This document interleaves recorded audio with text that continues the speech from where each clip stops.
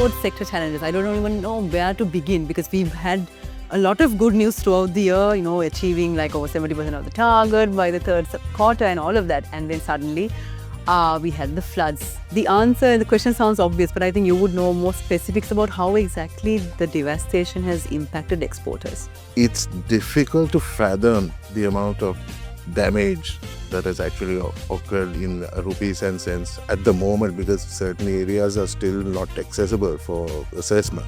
I mean, the damage in terms of the humanitarian aspect is huge. But in terms of the export sector, if you look at the SMEs, before I get to that, I would say the export sector has done tremendously well.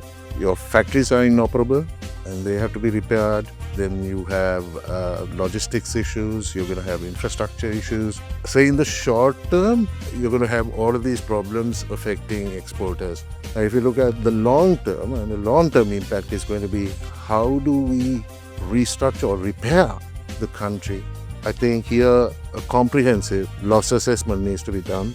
And in addition to that, we need to look at bringing relief packages immediately on board, at least the SMEs to get themselves out of this nightmare. How can we ensure that their trust and confidence in us will stay until we are ready to come back?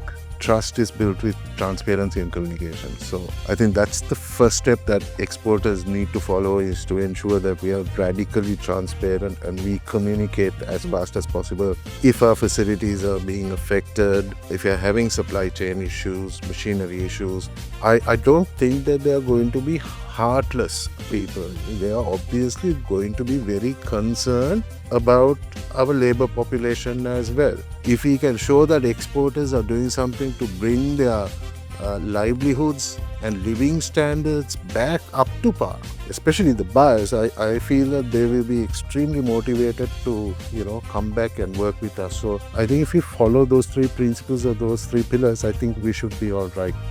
The floods that devastated Sri Lanka has caused a lot of damage, and this includes damages to the export sector. We spoke about all of this and more with Rasith Wickramasingha. Stay tuned. For 30 years, LMD has been the voice of business in Sri Lanka, capturing the pulse of the nation's corporate landscape through its iconic covers. Each cover tells a story, from the first edition in 1994 to the present day, narrating key moments, leaders and trends that have shaped Sri Lanka's business ecosystem. Over the years, LMD covers have featured thought leaders, business pioneers and game-changing innovations, reflecting the evolution of industries and the economy. As we celebrate 30 years, these covers represent more than just publications. They are a testament to LMD's legacy of excellence in business journalism and its unwavering commitment to being Sri Lanka's leading voice of business. LMD, Sri Lanka's voice of business, a legacy of 30 years.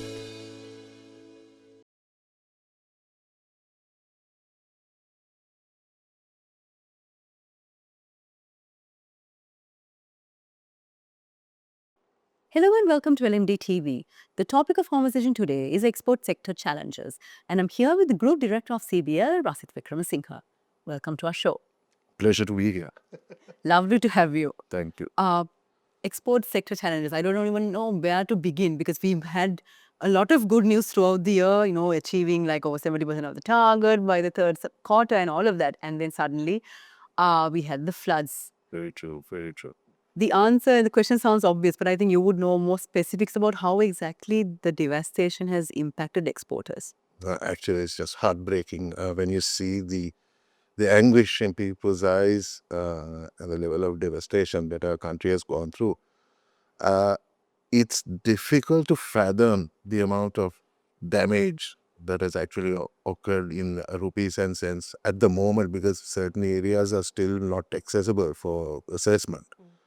So we are looking at, according to some of the research that I did, we are looking at about 6 to 7 billion US dollars.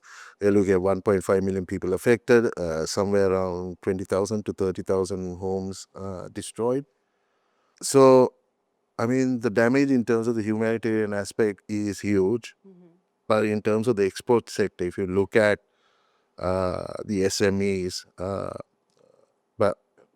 before I get to that, I would say the export sector has done tremendously well to get to 72% of a target in the third quarter. It goes to show the resilience that our exporters have. I mean, we've been absorbing shocks both internally as well as externally, Externally, yes. and yet we have been resilient and we've been able to survive. If you look at the short term impact, we are probably looking at, say, supply chain disruptions, which is going to be evident very soon because your factories are inoperable and they have to be repaired. Then you have logistics issues, you're going to have infrastructure issues. So, in the short term, you're going to have all of these problems affecting exporters. The second, in terms of the medium term impact, you're looking at soil erosion, you're looking at landslides, you're looking at those in the agri sector losing yield and productivity in the agriculture sector. So this will take replanting, it'll take extensive fertilizer packages or mechanisms being applied for us to recover from that. If you look at the long term, and the long term impact is going to be how do we restructure or repair the country, but how do we repair it? Uh, so repair it so that we could scale it in the sense that we need to be able to take into consideration the climate risks that we are going to see into the future. And climate change is inevitable, and we're going to see more and more disasters happening like this. So I think the authorities as well as the private sector really have to have an open dialogue and get started on implementing packages, relief packages for SMEs, because in the SME sector, you're going to get hit with working capital. Yes. You're going to get hit with insurance gaps. You're going to have issues with access to cheaper credit. So I think here a comprehensive loss assessment needs to be done. And in addition to that, we need to look at bringing relief packages immediately on board to help at least the SMEs to get themselves out of this nightmare. Rasith, in your previous answer, you were talking about like relief packages and things that we should do in the short term, mid term, and long term. Now, while we are trying to sort out our mess, our buyers are either waiting, will not wait, and how can we ensure that their trust and confidence in us will stay until we are ready to come back? Interesting thing, you just mentioned trust and confidence. Yeah. So I think not just with the buyers, but within your own companies and organizations, I mean, trust is built with transparency and communication. So I think that's the first step that exporters need to follow, is to ensure that we are radically transparent and we communicate as fast as possible if our facilities are being affected, if you're having supply chain issues, machinery issues, so that buyers are also involved in the disaster, emotionally vested in it. The other thing is also, when you're talking about confidence, it's important that we get the necessary quality certifications and standards, ensure that our audit mechanisms are up to date and foolproof. Because if you're looking at the agri sector, we need to ensure phytosanitary standards are being maintained. And that's one way in which we can build buyer confidence. But also, this is an opportunity for us to work together as industry. Yes. We shouldn't make it an opportunity for people to compete with each other.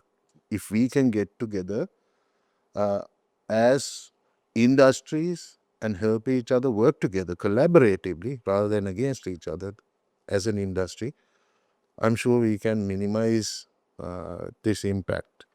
The other thing that I'd like to say is when we're talking about buyers, I don't think that they are going to be heartless people. They are obviously going to be very concerned about our labor population as well. So again, if we are able to show our buyers our contingency plans, the health, safety, well-being of our employees and our labor force, if we can show that exporters are doing something to bring their livelihoods and living standards back up to par, I think exporters and buyers, uh, especially the buyers, I feel that they will be extremely motivated to, come back and work with us. So I think if we follow those three principles or those three pillars, I think we should be all right. Yeah. And buyers on one side, you mentioned in your first answer about the many challenges. Now, apart from the challenges that are obvious right now on the surface, what are the challenges that people are yet to even comprehend when it comes to SMEs? So basically, you're looking at working capital. I mean, you need to repair your facilities. You might need to import machinery. You might need to repair your machines to get your facility back on track. Then the other thing is, if you're looking at the agri sector, like say tea, rubber, coconut, they are going to be affected as well, and they're going to be affected in terms of yield loss as well.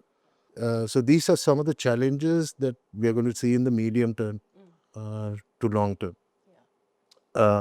Now, in addition to that, we need to look at the displaced labor population as well. So that's also going to be another challenge that we are going to see in the medium term. Overall, I think the kind of damage and the loss will have to be borne by the private sector as well as the government sector. And a true factual dialogue needs to be opened up between both stakeholders so that a planned and aligned strategy can be followed into at least restoring this country. And restoration needs to be done, like I said before, at scale. Right? We need to take into climate risk as well. And when we are talking about climate risk, I think we need to look at active zoning. We need to look at our environment policies, and we need to look at not only just having policies out there, but the enforcement of these policies also. Otherwise, everybody talks about climate change. Everybody's talking about sustainability, but this is going to hit us again. I pray to God that it doesn't, but then this is something that is out there and it's a fact. So these are the medium to long-term challenges that I see. Yeah. It's time now to take a very short break, but we'll soon be back to talk more about export sector challenges. Display your brand message on digital screens at prime locations. The largest digital advertising network in Sri Lanka. Emerging Media. Welcome back to the show. We're in conversation with the Group Director of CBL, Rasith Wickramasingha.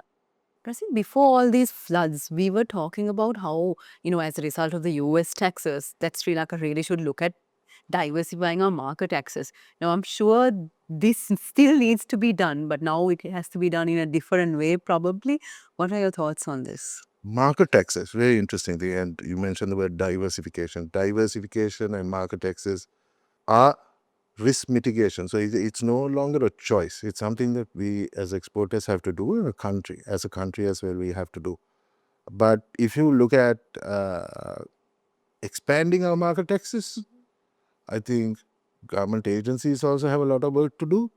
We in the private sector also have a lot of work to do. I think if people really want to export, I strongly urge a lot of the exporters around Sri Lanka that they visit relevant trade shows, relevant to their industries, because that's where you build your bandwidth. It's important to understand the various trends that are going on out there, because you can't just go into a market and assume that somebody is going to buy your product. You need to understand the market need as well. So where we could really improve is invest in trade intelligence services. And this is something that I've been talking about with government for some time. It's because we know as exporters that there is a huge distance between us and the buyer. Yeah. So the whole idea of visiting trade shows and understanding your buyer and your consumer is so that we could bridge this gap and bring the degree of separation a little, make it a little smaller, make it easier for us to communicate with buyers. So that should be the first step. The second thing also is to look at enhancing our trade promotional spend in non-traditional areas or non-traditional markets, which we can easily expand to as well. Going into the already existing markets, I think what we can do is to look at how we can dig deeper into those markets. Again, data-driven analytics, an understanding of buyers, visiting trade shows, and also building capacity in Sri Lanka, so that we are faster to adapt to these things. Right? We should also at the same time look at our certifications, our standards, audit mechanisms that we have out there, because this will give confidence to buyers as well. Now, the other big problem that exporters face is many of our buyers come and say, oh, your prices are too high. So there is an issue in Sri Lanka with regards to cost of production. But we're talking about it, and really there hasn't been any serious engagement. So I think here, both government and private sector, if we could have a dialogue, I think it'll be immensely useful. This dialogue needs to be factual. It needs to be driven by industry in mind, not just single individual interests. But if we can get together and try to understand, okay, why is country A being so cheap to be able to produce this product or offer this product at a cheaper rate than Sri Lanka? If we start asking ourselves why, I think, and if we dig a little bit deeper and focus on those questions, we might come to the answer or come up with a solution that we can work together. Yeah. What you said about trade intelligence is extremely interesting. Like you mentioned, we have to have intelligence, number one, and we have to communicate that intelligence, number two, and number three, adapt to that all the trends. So, like you said, the conversation between the government and private sector, most of the time, the private sector consisting of the SMEs will not be able to access this kind of intelligence. So, how can the governments get started at? I think it's a relatively easy thing. You have government agencies already that are out there. This trade intelligence platforms is all digitally driven nowadays. Is just a subscription model, and you can make the data available to anybody really. You could subsidize the subscription to SMEs, right? You could bring in awareness programs on how to use the platform, how to approach buyers, right? And here, if you can connect up those buyers or those countries with our diplomatic missions overseas, it would be an immense help and a boost for it. Because we already have that ecosystem. We already have it. We already have it in place. And our diplomatic corps, the diplomatic corps that we have in terms of the various missions that we have overseas, you see some fantastic people there now. So we ourselves have been helped by various ambassadors who have pushed buyers to respond to us, and also helped other Sri Lankan companies to establish in those countries. So if we can, instead of working in silos, if we could all work together towards one effective, aligned plan for the country, I think that would be a huge boost. Rasith, it's been an interesting conversation. I know there's a lot of doom and gloom that we covered, but it was interesting nonetheless. But we're sadly reaching the end. So, you mentioned about the need for public and private sectors to talk. Of course, the private sector gets burdened as being the engine of growth and all of that. But I think right now, with all the devastation happening, the authorities and the government also has a considerable role to play. How should their agenda be in the coming 12 months? Well, I think, like I mentioned before, relief packages need to come in. Also, we're going to have a sort of safety net to ensure that these SMEs don't fall through. The other thing is in the agriculture sector, there has to be an immense lot of investment going into that. Um, Also, let's look at the new normal. I mean, we need to bring policies and, like I said, zoning laws and enforcement laws into the future if you're going to avoid problems like this. So overall, I think there are very specific things that we can do as a country, which can help minimize market loss. But overall, in terms of achieving the kind of growth trajectories that we're talking about for the export sector, what's really important is that we have capacity and bandwidth as people. Now, traditionally, we have looked at human resources, people who are qualified graduates. We have semi-skilled graduates, skilled workers who are treated as, just export resources at the cost of the taxpayer in Sri Lanka. With the hope that remittances will come in from some other country. Is that the right sort of strategy if we are to think forward, if we are to think over the next 10 years for Sri Lanka?